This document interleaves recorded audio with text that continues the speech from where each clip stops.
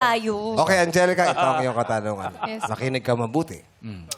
Ano ang mas sexy para sa'yo? Lalaking may dad bod Ba't tumuro ko? o may abs? Ulitin ko. Ano ang mas sexy para sa'yo? Lalaking may dad bod o may abs? Absent eh. Si Paul eh. Si Paul lang may abs eh. Si May Paul. abs. Si Paul lang may abs. Dad Ako bod yung or dad may bod eh. abs? Ano ang sexy sa'yo para... Personally po, pag ang mas sexy po kasi sa akin, hindi po siya about the physical. Ang mas nasesexihan po ako sa lalaki pag marunong po mag-provide.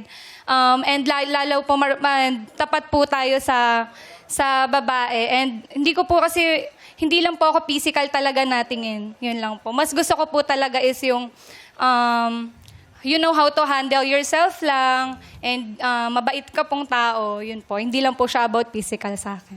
Yun lang po. And thank you po. Pero kung doon lang sa pagpipilian. Oo, yung sa dad bod lang at may abs. Siguro po sa akin yung gusto ko po kasi maganda po yung physical eh. So, doon na po tayo sa may abs, di ba?